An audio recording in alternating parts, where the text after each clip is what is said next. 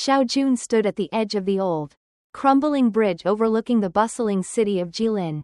The cold wind bit into his skin, a harsh reminder of the reality he had spent years running from. His clothes, though tailored to look expensive, were worn and frayed at the edges, a metaphor for the life he had constructed. To the world, Xiao Jun was a picture of success, a suave businessman from a wealthy family. The truth, however, was much bleaker.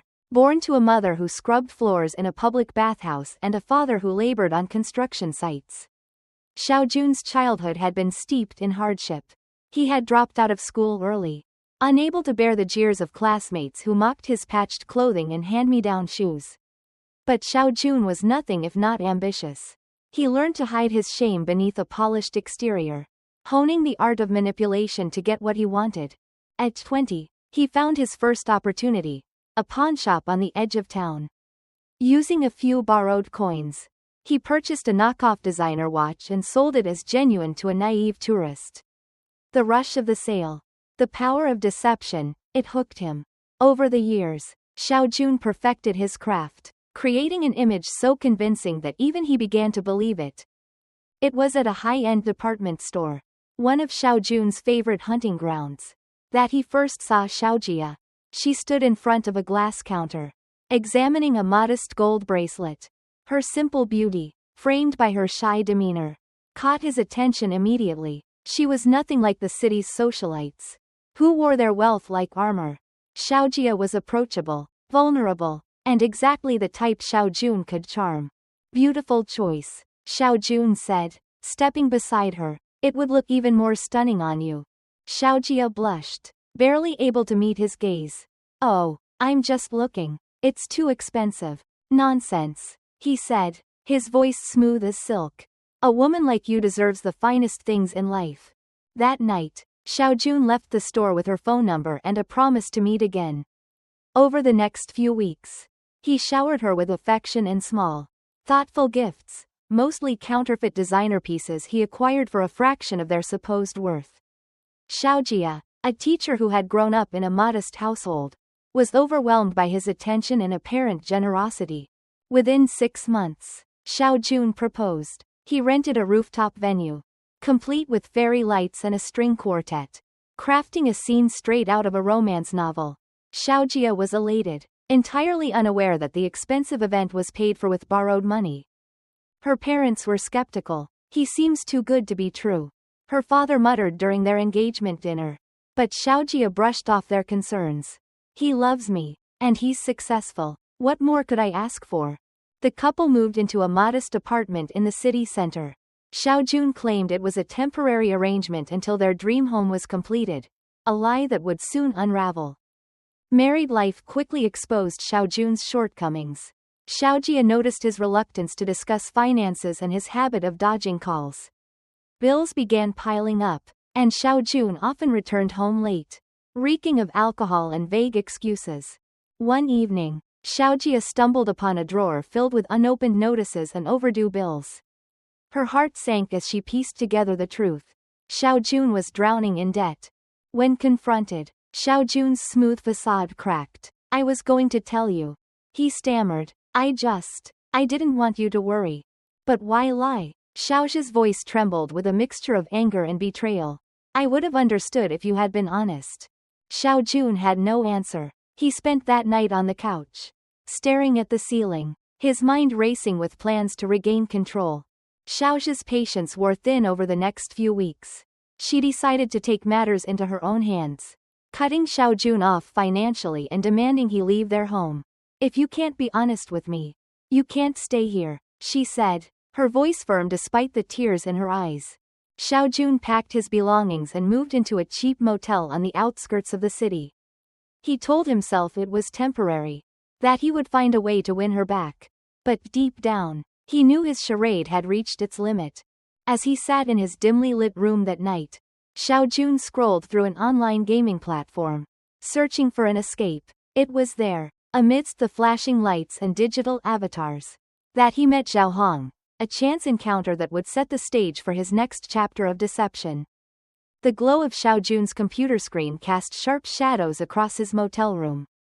A chat box blinked on his gaming platform, signaling a new message. Her username was Scarlet Blossom, and her avatar was a regal woman with fiery red hair. Zhao Hong. Xiao Jun's initial message to Zhao Hong was innocuous, a compliment on her gaming skills. Her response was warm, laced with humor and curiosity. Over the next few days, their conversations grew more frequent and personal. Zhao Hong, a vibrant woman in her late 20s, had a laugh that resonated even through text. She was single, financially stable, and, most importantly, lonely. To Xiao Jun, she was the perfect target. I feel like we've known each other forever, Zhao Hong wrote one evening. Xiao Jun smirked, typing his reply. That's because some connections are meant to be. Their conversations soon moved from the game to video calls. Zhao Hong was charmed by Xiao Jun's wit and the carefully curated backdrop he used, a staged corner of a luxury apartment borrowed from an acquaintance. She believed his story, a successful entrepreneur building a future home. After weeks of nightly calls, Xiao Jun broached the subject of their dream home. He described a lavish property under renovation, complete with floor-to-ceiling windows and a garden overlooking the city skyline. But it's been difficult, he added, feigning frustration. The contractors are dragging their feet, and the costs keep piling up. Zhao Hong's heart went out to him. How much more do you need? She asked hesitantly. Xiao Jun hesitated, calculating. About 140 yuan to speed things along. But I'd never ask you for that. Zhao Hong's face softened. We're a team now. Xiao Jun, I can help.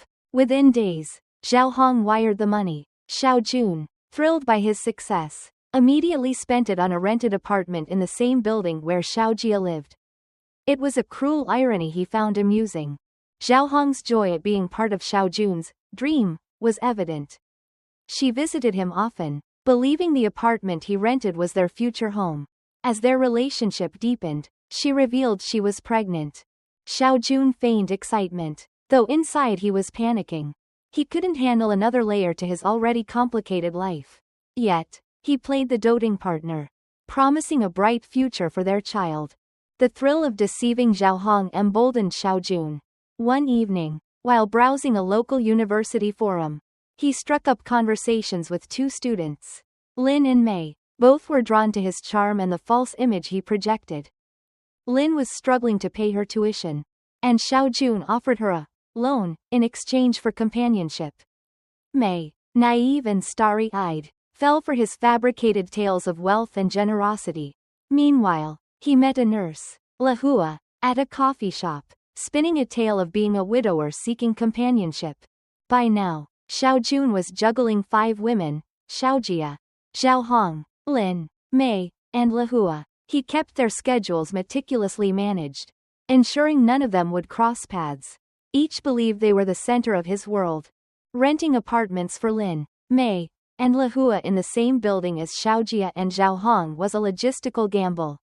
Xiao Jun justified it as a matter of convenience, reasoning that proximity allowed him to maintain control. His ability to keep the women unaware of each other's presence was nothing short of a sinister art form. But cracks were beginning to form. Lin, who was practical and observant, started to notice discrepancies in Xiao Jun's stories. Mei, who had stumbled upon a credit card bill in his apartment, began to question his financial status. And Zhao Hong, who spent more time with him than the others, occasionally noticed unfamiliar women in the building's lobby. Despite Xiao Jun's confidence, his lifestyle was becoming increasingly expensive.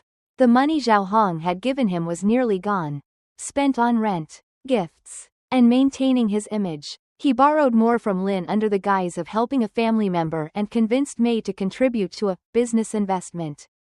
Desperation drove him to new lows. One evening, he stole money from Xiaojia's mother, taking her social security funds under the pretense of needing urgent cash for medical expenses. The guilt was fleeting, buried beneath his growing need to keep his house of cards from collapsing. The first major crack appeared when Zhao Hong found a woman's scarf in Xiao Jun's apartment. Who does this belong to? She demanded, holding up the delicate, lavender piece. Xiao Jun didn't miss a beat. It's my sister's. She visited while you were at work. Zhao Hong's suspicion lingered but was quelled by his charm and quick thinking. Meanwhile, Lin, frustrated by Xiao Jun's increasing financial demands, began discussing her concerns with a friend. Mei, too, confided in a classmate about her doubts regarding Xiao Jun's intentions. The women didn't yet realize they were unraveling the same tangled web. One evening, Xiao Jun returned to his apartment to find Xiaojia waiting at his door. Her face was pale, her eyes blazing with anger. She held an envelope of overdue bills in one hand.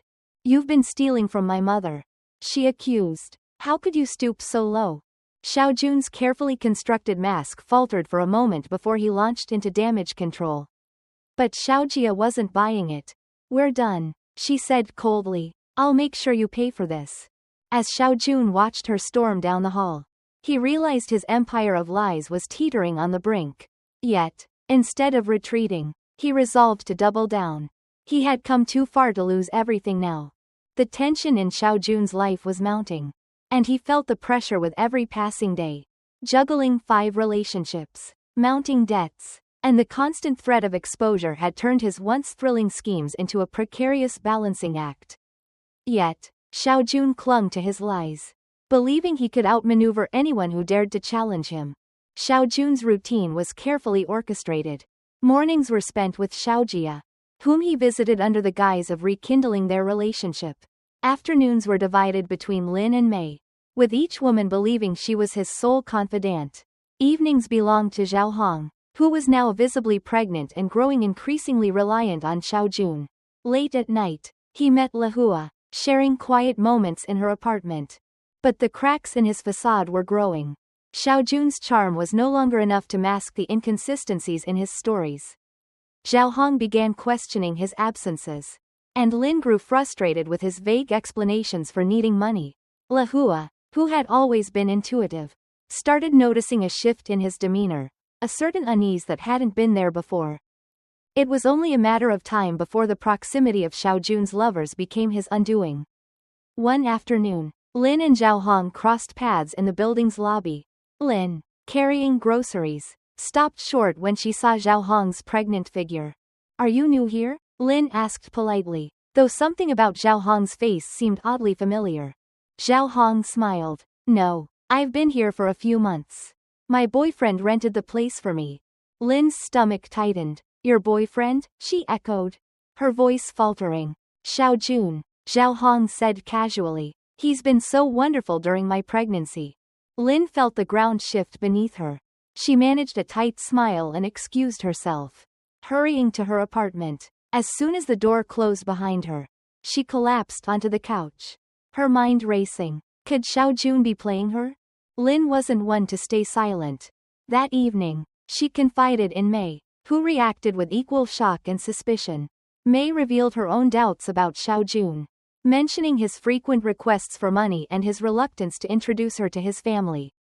The two women decided to dig deeper. They began discreetly observing Xiao Jun's movements, noting the times he entered and exited the building. They soon noticed a pattern: his visits to Zhao Hong, the occasional trip to Liwa's apartment, and his attempts to reconnect with Xiaojia. Feeling emboldened, Lin and Mei approached Xiaojia. At first, she was reluctant to believe their claims. But as they shared their stories and evidence, the pieces fell into place. Xiaojia's anger reignited, this time not just at Xiao Jun but at herself for allowing him to manipulate her again. Meanwhile, Zhao Hong stumbled upon a critical piece of evidence. While cleaning Xiao Jun's apartment, she found a series of receipts for jewelry and gifts, none of which she had received. When she confronted Xiao Jun, he brushed it off, claiming the items were for business associates. But the seed of doubt had been planted. Her suspicions deepened when she overheard a conversation between two women in the building's lobby, discussing a man who seemed to be playing multiple women. The details were chillingly familiar, and Zhao Hong couldn't ignore the gnawing feeling that she was one of his victims. It wasn't long before Xiaojia, Lin, Mei, and Zhao Hong pieced together the full scope of Xiao Jun's deception. They arranged a meeting in Xiao Jun's apartment while he was out, each bringing evidence of his lies. By the time Xiao Jun returned, they were waiting for him, their faces a mixture of anger and heartbreak. The confrontation was explosive. Xiao Jun initially denied everything, attempting to charm his way out of the situation. But as each woman presented her evidence, the receipts, the overlapping timelines, the borrowed money, his facade crumbled. "You think you're so clever, don't you?" Xiao Jia spat. "But you're nothing more than a con artist." Zhao Hong, tears streaming down her face, clutched her pregnant belly. "How could you do this to me? To us?" For the first time, Xiao Jun had no words. His web of lies had finally ensnared him. One of the women, desperate for justice, reported Xiao Jun to the police. The investigation uncovered not only his fraudulent activities but also the money he had stolen from Xiaojia's mother. The police gathered testimony from all the women, each recounting how they had been manipulated and defrauded. By the time Xiao Jun was arrested, his empire of deception had completely collapsed. The authorities seized his accounts, his rented apartments, and every ill-gotten asset. He was charged with multiple counts of fraud, theft, and emotional abuse. Though Xiao Jun was behind bars, the damage he left behind lingered. The women, once strangers, formed a bond through their shared ordeal. They supported each other in rebuilding their lives. Finding strength in solidarity, Xiaojia returned to teaching, focusing on her child and vowing never to let anyone manipulate her again. Zhao Hong, despite her heartbreak, prepared for motherhood with the support of her family. Lin and Mei, both financially strained but wiser, continued their studies. Lahua, the most reserved of the group, quietly resumed her work as a nurse. Her heart hardened but resolute.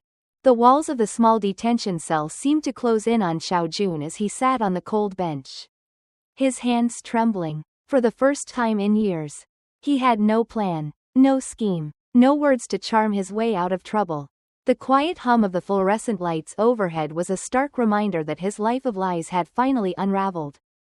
The police wasted no time in piecing together the extent of Xiao Jun's crimes.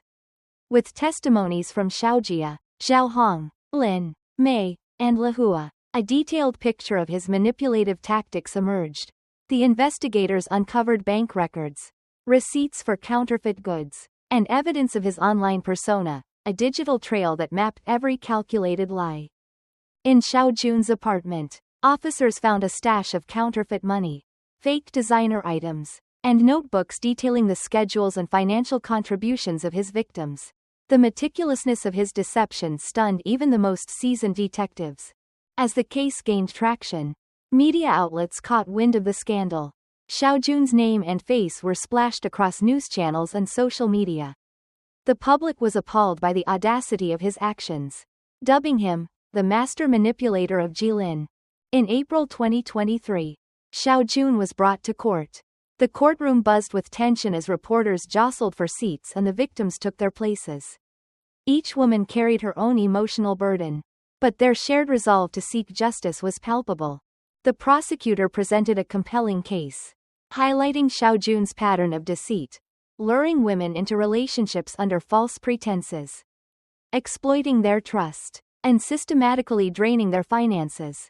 The courtroom gasped as each victim testified, recounting the emotional and financial devastation Xiao Jun had caused. Xiaojia's voice trembled as she described how Xiao Jun had stolen from her family. "He didn't just take our money," she said, her eyes brimming with tears. "He took our trust, our dignity." Zhao Hong, clutching her newborn son, spoke of the betrayal she felt. "I thought I was building a family with him, but it was all a lie." Lin, Mei, and Lahua shared similar stories, each one painting Xiao Jun as a master manipulator who preyed on their vulnerabilities. Xiao Jun's defense attorney attempted to paint him as a man who had simply made mistakes. But the weight of the evidence was overwhelming. Each lie, each stolen yuan, was meticulously documented and impossible to refute. After weeks of testimony and deliberation, the judge delivered the verdict. Xiao Jun was found guilty of multiple counts of fraud, theft, and emotional abuse. He was sentenced to 9 years and 6 months in prison and fined 120 yuan. Additionally, the court ordered the confiscation of 280 yuan in ill-gotten gains to be returned to the victims. As the sentence was read, Xiao Jun remained stoic, but inside, he was seething. The charismatic man who had once charmed his way into people's lives was now reduced to a disgraced criminal. His reputation shattered. For the victims, the verdict was bittersweet. Justice had been served, but the scars of Xiao Jun's deception would take much longer to heal. Outside the courtroom, the women faced the daunting task of rebuilding their lives. Xiaojia returned to her modest apartment. Determined to provide a stable life for her child, she found strength in her work as a teacher and leaned on her family for support. Zhao Hong moved in with her parents, who helped her care for her newborn son. Though she struggled with feelings of betrayal, she focused on giving her child a future free from the shadow of Xiao Jun's lies. Lin and Mei, both deeply affected by their experiences, formed a close friendship. They supported each other emotionally and financially as they continued their studies, vowing to never let anyone take advantage of them again. Lahua, the nurse, threw herself into her work, using her pain as motivation to help others. Her quiet resilience became an inspiration to those around her. In prison, Xiao Jun struggled to adapt to his new reality. The charm that had once been his greatest asset was useless behind bars. He spent his days reflecting on his actions, though remorse came slowly and grudgingly. The occasional letter from his estranged family reminded him of the life he had squandered. Despite his incarceration, Xiao Jun couldn't help but imagine ways to regain control once he was released. His mind still churned with schemes, though they remained fantasies in the stark confines of his cell. The women who had suffered at Xiao Jun's hands found solace in their shared experiences. They formed an informal support group, meeting regularly to discuss their progress and offer encouragement. What began as a connection born from pain evolved into genuine friendship and mutual empowerment. Their story, widely publicized, became a cautionary tale for others. Discussions about the importance of financial independence and the dangers of emotional manipulation gained traction in the media, sparking broader conversations about trust and accountability in relationships. As the years passed, the memory of Xiao Jun faded from public consciousness, but the lessons his victims learned endured. Xiaojia often found herself reflecting on the strength it took to stand up to him. "He may have fooled me once," she told her son one day, "but I've learned never to ignore my instincts again." Zhao Hong, too, found closure, channeling her experiences into writing a memoir about her journey. It became a bestseller, inspiring countless others to recognize their worth and stand up against manipulation. The courtroom drama had ended, but for Xiaojia, Zhao Hong, Lin, Mei, and Lahua, the journey to reclaiming their lives was just beginning. Each woman faced unique challenges, but they shared a newfound strength born from their shared ordeal. Xiaojia stood in the classroom, her voice steady as she guided her students through a poetry lesson. Teaching had always been her passion, and now it was her refuge. Her young son, Li Wei, was her world, and she poured all her love into giving him a stable and nurturing environment.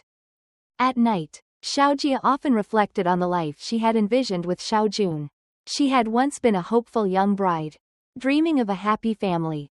The betrayal had shattered those dreams, but it had also taught her resilience. She joined a local women's empowerment group, sharing her story to help others recognize the warning signs of manipulation. Her parents, who had always been her pillars of support, moved in to help care for Li Wei.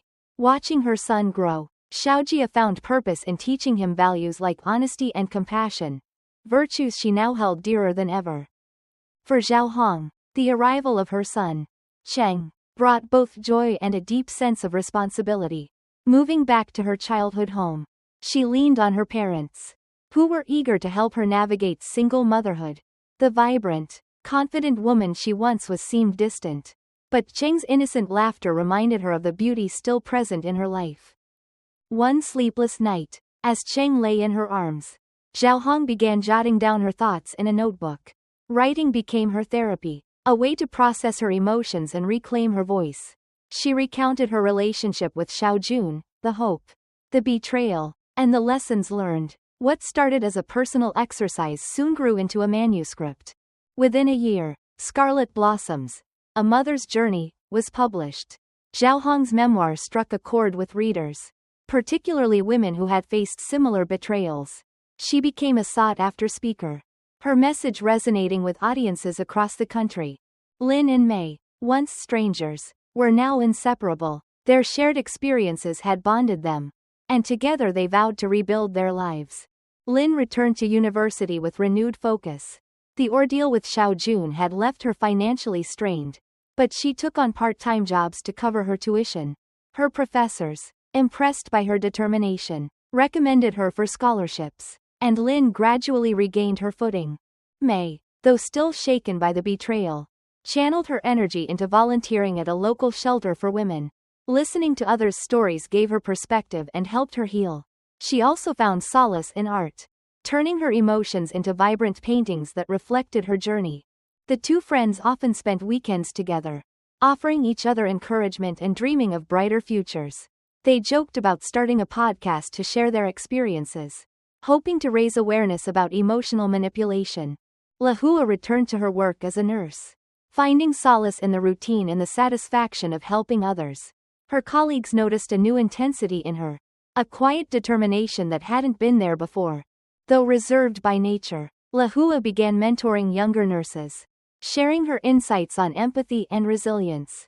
Her experience with Xiaojun had taught her the importance of boundaries and self-respect, lessons she passed on to her mentees. Liwa's healing process was gradual. She avoided relationships for a time, focusing instead on her personal growth. She attended therapy, learning to forgive herself for being deceived. Slowly, she began to see herself not as a victim but as a survivor. The women continued to meet regularly, their gatherings becoming a source of comfort and strength. Over tea and laughter, they shared updates on their lives, celebrating each other's victories and offering support through setbacks. One day, Xiaojia proposed an idea. "What if we started an organization?" she asked. "Something to help women like us, those who've been manipulated or betrayed." The idea resonated with everyone. They pooled their resources, contacts, and skills to create Phoenix Rising, a nonprofit dedicated to supporting women recovering from emotional and financial abuse. The organization offered counseling, financial literacy workshops, and legal assistance, quickly gaining recognition for its impactful work. Years later, the scars of their past had faded, replaced by the strength of their collective achievements. Xiaojia watched her son graduate from primary school, his smile a testament to her efforts. Zhao Hong stood before a packed auditorium, delivering a speech at a women's conference, her words inspiring countless listeners. Lin and Mei celebrated the opening of their first art exhibition, a culmination of their creative journeys. Lahua, now a senior nurse, received an award for her contributions to patient care and mentorship. Though their paths had diverged, the women remained connected, their bond unbreakable. Together, they had transformed their pain into power, proving that even the deepest betrayals could not define them. One evening, the five women reunited at Xiaojia's home. As they sat around the dinner table, their laughter echoing through the room, Zhao Hong raised her glass. "To us," she said, "to surviving, thriving, and rising from the ashes." They clinked their glasses, a symbol of their shared resilience and the unyielding spirit that had carried them forward. The creation of Phoenix Rising marked a turning point in the lives of Xiaojia. Zhao Hong, Lin, Mei, and Lahua, the nonprofit, born from their shared pain, became a beacon of hope for women across Jilin and beyond. The women poured their energy into building an organization that not only offered practical support but also inspired others to reclaim their lives. The initial days of Phoenix Rising were challenging. None of the women had experience running a nonprofit, but their determination carried them through. Xiaojia's background as a teacher made her a natural leader, capable of organizing their efforts and delegating tasks. Zhao Hong used her growing platform as an author and speaker to attract attention to their cause. Lin and Mei took charge of branding and outreach. Mei's artistic talents brought their vision to life in the form of a vibrant logo, a phoenix rising from flames, symbolizing resilience and rebirth. Lin, with her sharp analytical mind, crafted a comprehensive plan for workshops and events. Liwa's focus was on providing emotional and medical support. She collaborated with therapists and social workers to develop programs that addressed the psychological toll of abuse and betrayal. Her calm demeanor and quiet strength made her a trusted presence for those seeking help. Phoenix Rising quickly gained momentum. The organization hosted its first event, a free seminar on financial independence. In a local community center, Xiaojia stood at the podium, her voice steady as she shared her story and encouraged the attendees to take control of their finances. "Knowledge is power," she said, holding the audience's gaze, "and no one has the right to take that power from you." The seminar was a success, drawing dozens of women who left feeling empowered and hopeful. Word spread, and soon Phoenix Rising was receiving inquiries from across the region. Women of all ages reached out, seeking guidance, support, or simply someone to listen. The women faced their share of challenges. Funding was tight in the early days, and they often used their own savings to keep the organization afloat. There were moments of doubt, especially when the workload seemed overwhelming, but their shared commitment to the cause kept them going. One particularly difficult case involved a young woman named Ying, who had been financially exploited by a partner and was now on the verge of homelessness. Zhaohong and Lahua worked tirelessly to find her a safe place to stay, while Lin and Mei helped her secure a job. Seeing Ying regain her confidence reaffirmed their belief in the importance of their work. As Phoenix Rising grew, the women began collaborating with other organizations. They partnered with legal aid groups to provide free consultations for women seeking divorces or financial restitution. They also established a scholarship fund for young women like Lin and Mei, who had faced financial difficulties due to manipulative relationships. Zhaohong's memoir brought additional attention to their cause. She dedicated part of the book's royalties to Phoenix Rising, allowing them to expand their programs. The organization opened a second office in a nearby city, reaching even more women in need. The work at Phoenix Rising also transformed the women on a personal level. Xiaojia found herself more confident and assertive, qualities she had once lacked. Watching her son thrive, she felt a deep sense of fulfillment, knowing she had created a stable and loving home for him. Zhaohong continued to grow as a writer and public speaker. She found healing in sharing her story and was often moved by the letters she received from readers who credited her with inspiring their own journeys to recovery.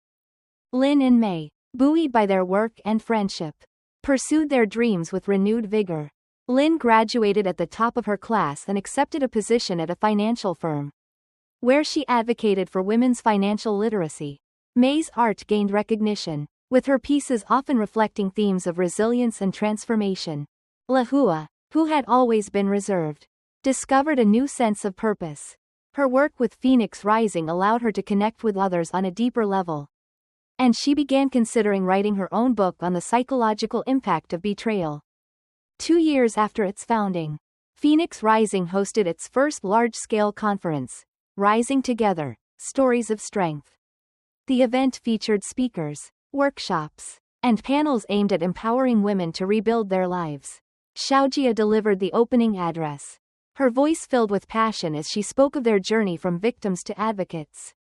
"Each of us has faced darkness," she said, her gaze sweeping across the audience. "But we've also found light, in ourselves, in each other, and in the community we've built. Phoenix Rising isn't just about overcoming, it's about soaring." The conference was a resounding success, drawing hundreds of attendees and solidifying Phoenix Rising's reputation as a leading advocate for women's empowerment. Years later, Phoenix Rising had become a national organization, with branches in cities across China. Thousands of women had benefited from its programs, and its founders were celebrated as trailblazers. The women often reflected on their journey, marveling at how far they had come. From the ashes of Xiao Jun's betrayal, they had built something beautiful, a testament to their strength and resilience. As they gathered for their annual reunion, now a cherished tradition, Xiaojia raised her glass once more. "To Phoenix Rising," she said, her voice filled with pride. "And to the power of women who refuse to be broken." The others echoed her toast, their smiles bright with the promise of a future they had fought to create. Years had passed since the inception of Phoenix Rising, and the women who had once been victims of Xiao Jun's manipulations now stood as symbols of resilience and empowerment.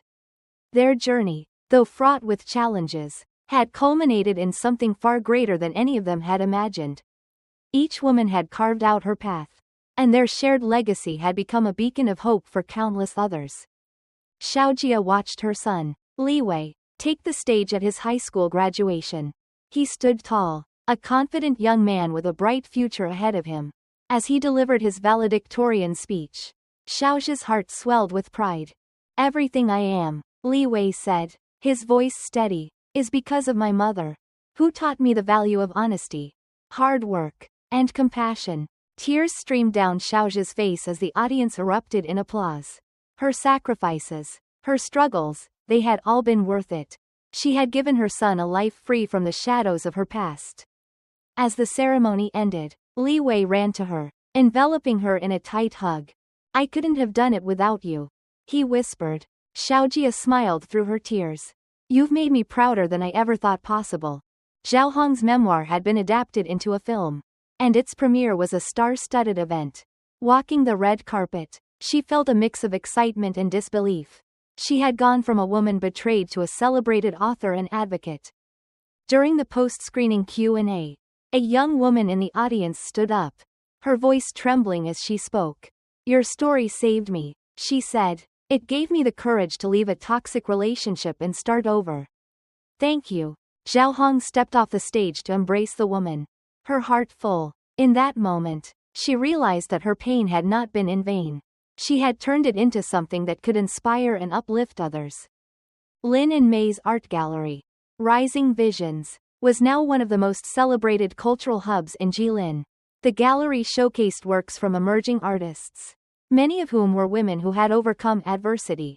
The opening night of their latest exhibition was a resounding success, with critics praising the raw emotion and powerful stories conveyed through the art.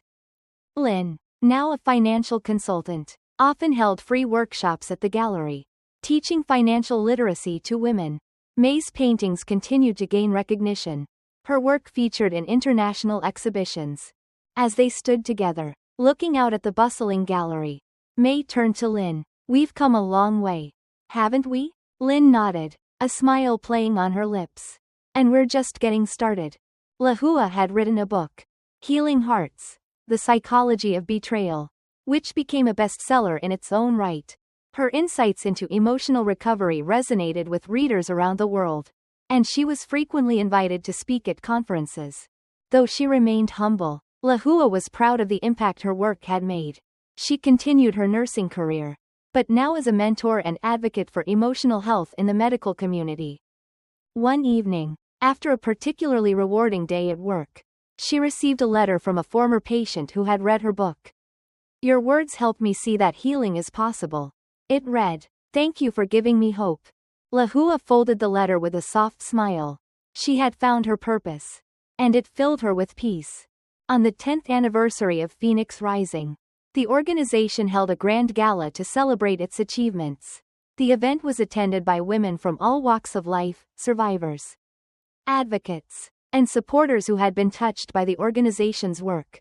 Xiaojia, Zhao Hong, Lin, Mei, and Lahua took the stage together. Their presence met with a standing ovation. Each woman spoke briefly, reflecting on their journeys and the transformative power of their shared mission. Zhao Hong closed the evening with a powerful statement. "Phoenix Rising was born from pain, but it thrives on hope." It stands as a testament to the strength of women who refuse to be defined by their pasts. "Together, we've proven that even in the face of betrayal, we can rise." As the applause thundered, the women stood hand in hand, their bond unbroken by time or circumstance. They had turned their pain into power, their betrayal into a beacon. Together, they had created a legacy that would endure for generations. Years later, a young woman entered the Phoenix Rising headquarters. Her eyes filled with a mix of fear and hope. She clutched a brochure she had picked up at a community center, drawn to the organization's name and logo. A volunteer greeted her warmly, guiding her into a cozy room filled with books, art, and inspiring quotes. As the woman began to share her story, her voice trembling, she found solace in the understanding nods and compassionate smiles of the women around her.